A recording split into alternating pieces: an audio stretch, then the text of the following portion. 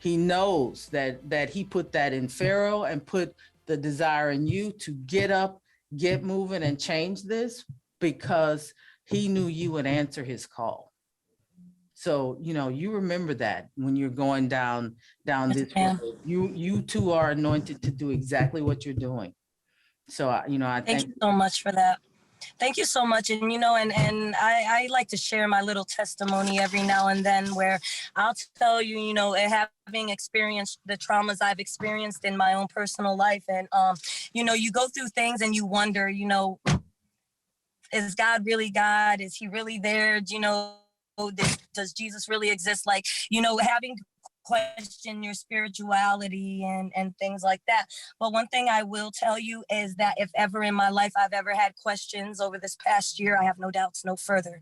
Because one thing that I do know is that we have faced hardships. We have faced some insane hardships that we don't have time to discuss today. We have faced life-threatening hardships, and we still push forward. We get through some crazy stuff, let me tell you. And it's only because it's the hand of God that's guiding us. And I'm a firm, true believer. I'll tell you what, I was once lost, but now I'm found. I was once a doubter, and now I am not, because I have seen it for my own eyes over this last year. And I want y'all to come see it with us, because we're opening our arms and our doors to anybody who wants to be a part of this humanitarian effort. It's an international humanitarian effort, and you're all invited to join us, because one thing that we do, we take our youth with us, and the transformation we see out of our youth when they're giving and when they see others who have nothing, it's been a pure transformation, and so much growth has happened for them in the last 2 weeks.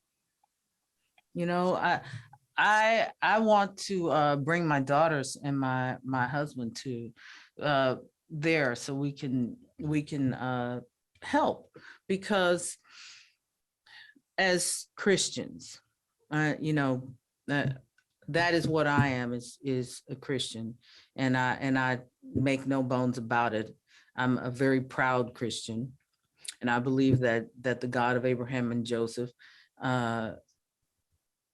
is telling us to be still and to listen, and telling us to purpose our lives and figure out what his purpose is for us, because our one thing that we have to do in this world is choose. That is what makes us, the ability to reason is what makes humans different from all other animals on this planet, the ability to reason. And God gave us the ability to choose, because he wants us to choose him. He could certainly make us do whatever he wants us to do, but he wants us to choose. He wants us to make the right decision. And now is a time where people are really being pressed to do just that. What is it that you believe? What do you want to set forth in this earth and be a part of in this earth? Do you want to only be for self? Do you want to earn more money? Is earning more money going to make you better? I'm here to tell you it's not. But if you need to learn that lesson, the earth has been swept with a pandemic. We're sitting here watching unprecedented fires, unprecedented storms, unprecedented this and that. That's a word that's tossed around all the time. It's time for people to stop and think. Where do you stand? What are you willing to do? Because not everybody is willing to get up, get people to give them some soap and some, people's needs, just basic human needs. Drive down to the border. And I heard this story about both of you the other night, that you went down to the border and everybody was hungry. So you reached into your pockets and bought pizza, 80 pizzas for all of the people that were sitting there hungry. Now, how many people are committed enough to drive, drive 3 hours, get there, have everybody go, hey, we're hungry. and then drive around and figure out who's gonna make some quick and ready pizzas. And 80 of them. Right.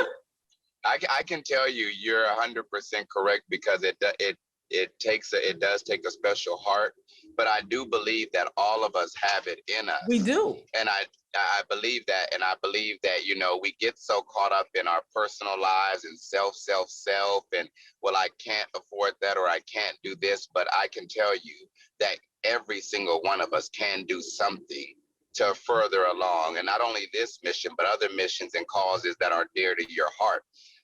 Me and Josey, we started with we formed this organization with absolutely no direction, just nothing. We ran into each other one day. I literally grabbed her and said, after city council, I tapped her in the middle of a crowd, and I said, I don't know who you are, but we're gonna change the world together. She looked at me and said, okay, let's do it, I'm down. And from that moment, literally, we have been running nonstop, 13, 14 hours a day, doing exactly that, knowing that we can never, by ourselves, snap our fingers and change conditions, but each of us doing our part and connecting those dots, we can change the world in our way. And it's been monumental, the things that we've been able to accomplish, the things we've been able to maneuver through. And like she says, we know it's nothing but the hand of God that leads us, because we've been through some crazy situations. We literally have gone and booked and done things where we had $0 to our name. And we're like, this is gonna happen, that's gonna happen, this is gonna happen. And then literally the 12th hour, something comes through and we're like, oh my goodness, there it goes. Now we can get this done. And we just keep going, mission to mission to mission, never questioning, never asking how, just knowing that if we truly are walking, it's gonna be there. And so far it has been, we're humbled and blessed by the experience, because I know for me, it's been eye-opening, it's been life-changing. Wow. Well, when I heard what you were doing, and that you just picked up and went down to the border, I thought, I've seen you before, and I've been wanting to get you on the show before, because I really felt like you were anointed, and that the two of you really, that God was going to do something mighty with the two of you in this earth and far beyond. This is amazing, but I believe what the most amazing things are yet to come with the two of you, and I really, I pray for you and speak blessings on your lives, because I know he's doing, when you're willing to give out of your own need, God blesses with an abundance that you just can't describe. He just does. And I thank you for all that you're doing for the Haitian immigrants, because just by the grace of God, the three of us and everybody that's within earshot of this, we were all born in this nation.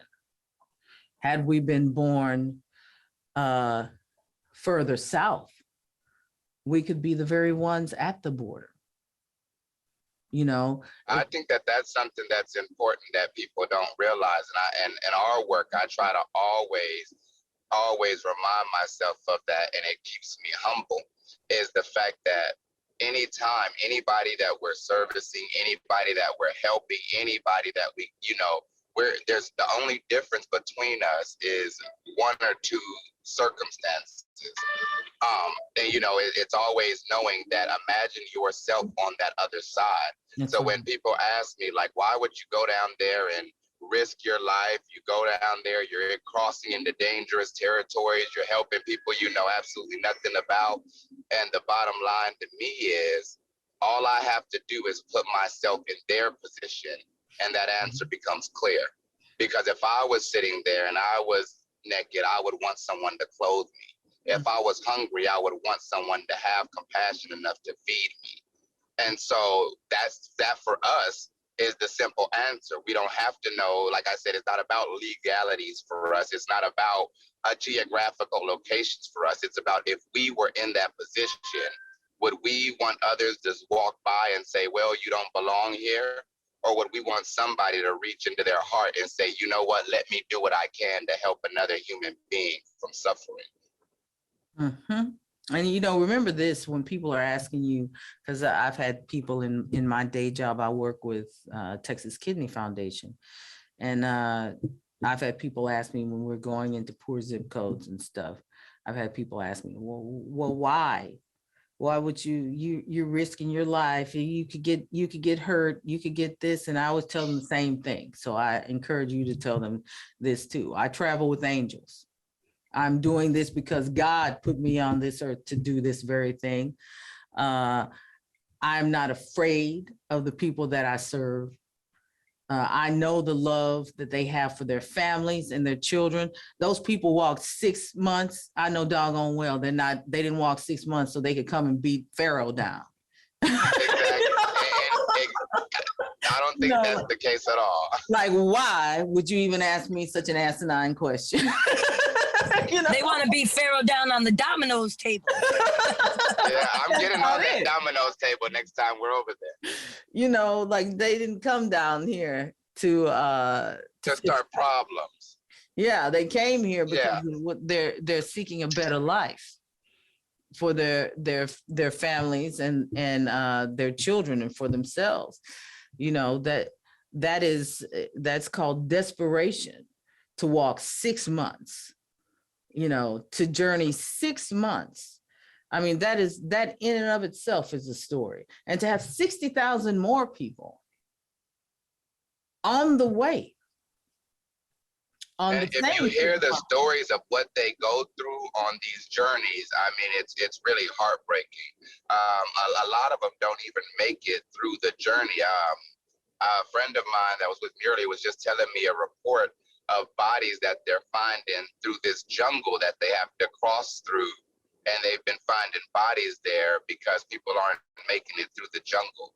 So, I mean, you don't go through all of that for nothing. Mm-hmm. There, and when we've talked to them, we were blessed to be able to bring a family. This family was from Burkina Faso, Africa. And we were able to get them on this side of the border, and we were actually able to arrange a limo ride for them to the airport. Not because we have money, we just happen, my uncle has a limo business. So, yeah, I didn't want people to think we're just rolling people around, but we were able to arrange for them to ride to the limo. We wanted to treat them nice, you know, so we got a limo to pick them up. We had candies and chips and sodas, just different things in there for them, and we took them to the airport. And while we were in there, Josey was translating and talking to them about their journey here. And they were telling us about all types of stuff. It's being extorted for money, having to, you know, walk 6 months barely. Sometimes they would be able to get a ride maybe from this village to that village, but then having to walk through here, go through this, you know, all types of things that they went through. And the craziest part about it was this guy looked at Josey with tears in his eyes when he said he would do it again with he had absolutely no doubt that he would go through all of that again just to be here. And see, that should tell us, that just says everything about this humanitarian effort, that they're really, you know, people, we've got to think through the nuances of this and come up with better solutions than just mass deportation. If that's where we're going, then what are the solutions for them in the nations we're sending them back to? Because these nations do not have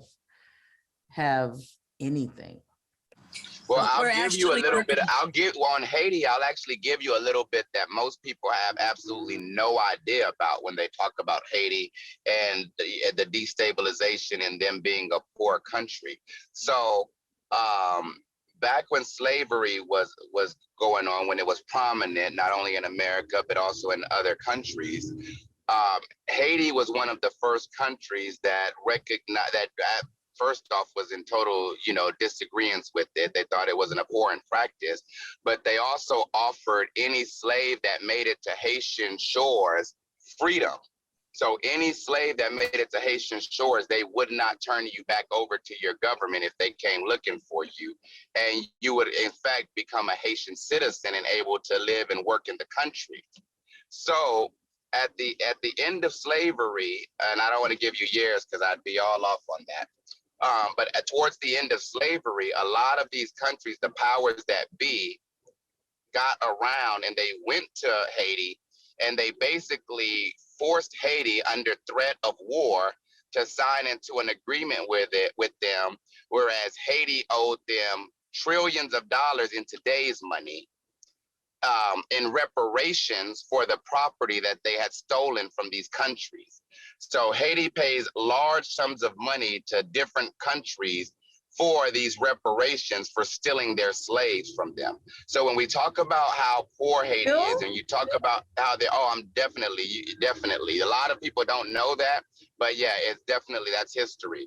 To this day, wow. Haiti pays a large portion of their money that they make. It's just like Africa.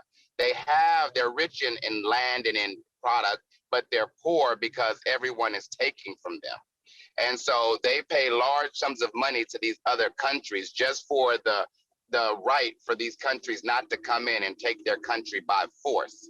And it goes all the way back to slavery and what happened with that. So a lot of people don't know that. But when we talk about why Haiti's in the situation that it's in now, America, France, and other countries have a lot to do with why they're in those economic situations. We've extorted them, and so yes, we should be part of the solution when it comes to helping them get out of a solution that we ourselves helped to create. Yeah, when you sit and think about what's happening present day, this isn't an easy problem to solve, but it is a problem that has to be addressed on a larger scale than just at the border. Once people are trying to flee, it has to be addressed it has to be addressed within the nations that people are leaving from. Like, how do we as a world and as many other countries, how do we, through the UN, through the many resources that we have, both public and private, how do we address some of the things that we see happening in the most desolate countries? It has to be looked at. It's not something that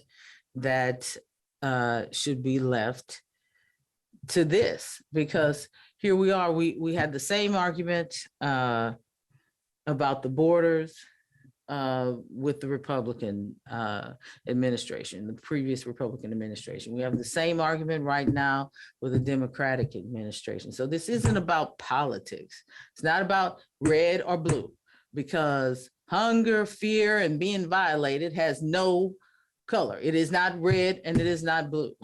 This is a major problem. And that's one of the things, we have to start taking politics out of it.